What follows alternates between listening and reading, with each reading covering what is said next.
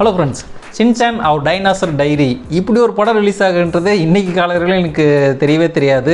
ஏன்னா அந்த public ரிவ்யூலாம் stop பண்ணதுக்கப்புறம் அந்த புக் மை ஷோ பக்கமே போகிறதில்ல. திடீர்னு போய் பார்த்தா தான் சின்சான் போட்டுறது பார்த்துட்டு என்னடா இது இப்படி ஒரு படம் ரிலீஸ் ஆகுதா, சரி ஓகே என்ன தான் இந்த ரெட்ரோ ஜிபியு மற்றும் பல படங்கள்லாம் மிஸ் பண்ணியிருந்தாலும் சின்சானை மிஸ் பண்ணக்கூடாதுன்ட்டு போய் படத்தை பார்த்துட்டு வந்தாச்சு. அதுவும் நான் பார்த்தது வந்து ஐநாக்ஸில் தான் பார்த்தேன். தமிழ் டப்பிங்லேயே படம் வந்து ரிலீஸ் ஆகிருக்கு. சரி, படம் எப்படி இருக்குன்றத பார்க்கலாம்.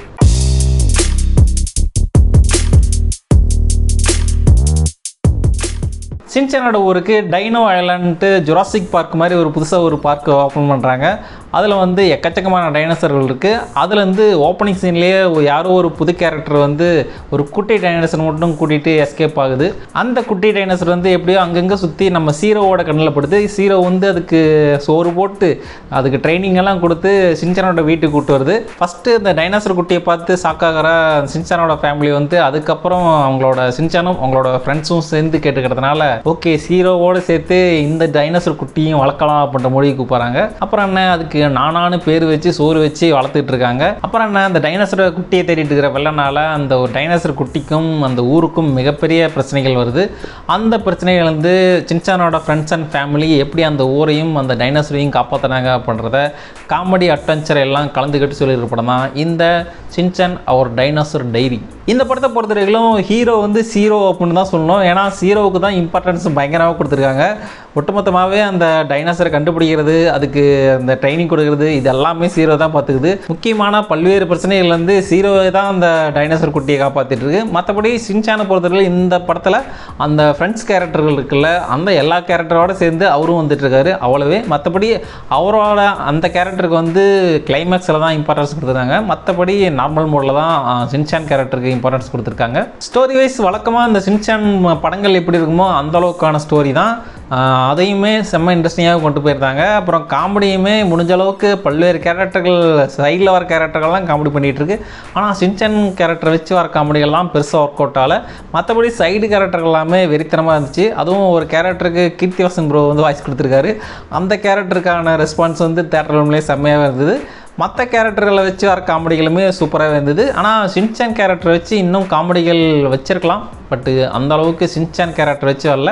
பட்டு மற்ற கேரக்டர்கள் பண்ணுற காமெடி எல்லாமே சூப்பராகவே இருக்குது. என்னதான் ஆங்கிரி பேர்ட்ஸு, ப்ரோசான் இந்த மாதிரியான படங்களை தேட்டரில் பார்த்துருந்தாலும் ஒரு அனிமேவை தேட்டரில் பார்க்கணுன்ற ஆசை ரொம்ப காலமாகவே இருந்தது. ஸோ இந்த படத்தை பார்த்தது மூலமாக அந்த எக்ஸ்பெக்டேஷன் பூர்த்தி ஆயிடுச்சு அப்படின்னு சொல்லலாம். அது மட்டும் இல்லாமல் எதிர்பார்த்ததை விடவே அனிமே குவாலிட்டியெல்லாம் சின்சான் அனிமே குவாலிட்டி எவ்வளோ இருக்குமா அப்படின்னு ஆச்சரியப்படுற அளவுக்கு அனிமேஷன் குவாலிட்டியெல்லாம் செம்மையாகவே இருந்தது. அதுவும் அந்த சின்சான் வேலில் இருக்க அந்த கேரக்டர்களை வழக்கம் போல் அனிமேஷன்லையும் அப்புறம் அந்த டைனோசர் கேரக்டரோட அனிமேஷன் எல்லாமே ரொம்ப டீட்டெயிலிங்காகவும் செம்மையாகவே கொடுத்துருந்தாங்க. இவ்வளோ சவுண்ட் எஃபெக்ட் சின்சானில் இருக்கா என்ன அப்படின்னு ஆச்சரியப்படுற அளவுக்கு சவுண்டு குவாலிட்டி எல்லாமே பிரித்து மேய்ஞ்சிருந்தாங்க. அது வெறித்தனமாக இருந்தது அப்படின்னு சொல்லிக்கலாம். இந்த படத்தை தமிழ் டப்பிங்கில் தான் பார்த்தோம். தமிழ் டப்பிங் பற்றி சொல்லலாம், சின்சான் வாய்ஸை ரகுவரன் ப்ரோவோட வாய்ஸை ரொம்பவே நான் மிஸ் பண்ணேன் பர்சனலாக. ஏன்னா அந்த டைமிங் காமெடி எல்லாமே கொஞ்சம் இல்லை ரொம்பவே மிஸ் ஆச்சு அப்படின்னு சொல்லிக்கலாம். மற்றபடி மற்ற எல்லா கேரக்டருக்குமே ஒரு சில கேரக்டர் மட்டும்தான் பழைய வாய்ஸ் வருது. டோட்டலாகவே வாய்ஸ் சேஞ்சு அப்படின்னு தான் சொல்லணும். ஒரு சில கேரக்டர் மட்டும் தான் பழைய வாய்ஸ் கொடுத்து வச்சுருக்காங்க. மற்றபடி டப்பிங்காக நல்லாவே இருந்துச்சு அப்படின்னு சொல்லிக்கலாம். ஏன்னா இப்போ புது கேரக்டர் நிறைய கேரக்டர் வருது. அந்த கேரக்டர்களோட வாய்ஸ் எல்லாமே கரெக்டாக கொடுத்துருந்தாங்க. அதுவும் வில்லன் வாய்ஸ் எல்லாம் அந்த கோட்டா சீனிவாச ராவுக்கு அந்த வாய்ஸு அது எல்லாமே செம்மையாக சூப்பராகவே இருந்தது.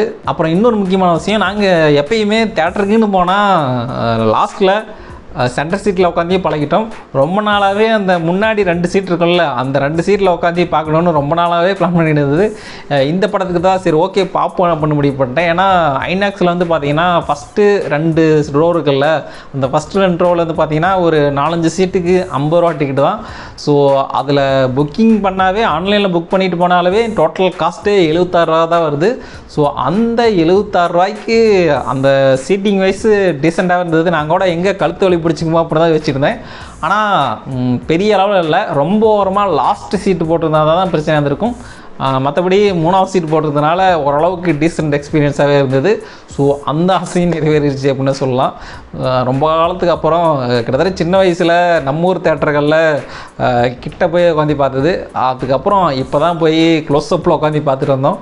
நல்ல வேலை அதிகமாக கலந்து வலி பிடிக்கல, ஆனால் லைட்டாக அந்த எஃபெக்ட்கள் இருக்க தான் செய்யுது.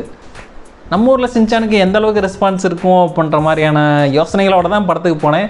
ஆனால் ஆடியன்ஸோட ரியாக்ஷன்ஸ் எல்லாம் பார்த்து அப்படியே கண் கலங்கிட்டு அப்படின்ற மாதிரி தான் இருந்துச்சு.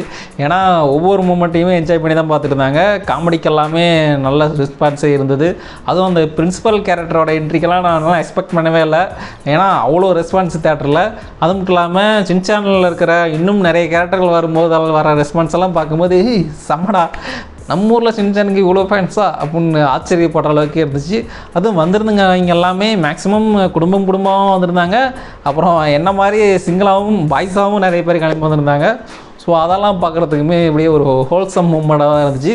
ஸோ நீங்களும் உங்களோட குழந்தைங்களோட இந்த படத்தை பார்க்கணும்னு நினச்சிங்கன்னா மிஸ் பண்ணாமல் பாருங்கள். தேட்டரில் பார்க்குற அளவுக்கு ஒருத்தான படம் தான். மற்றபடி நீங்கள் ஒரு சின்சான் ஃபேனாக இருந்தீங்கனாலும் மிஸ் பண்ணாமல் பார்க்க வேண்டிய படம் தான். ஸோ ட்ரை பண்ணி பாருங்கள். முடிஞ்ச வரைக்கும் முயற்சி பண்ணுவோம். Start music.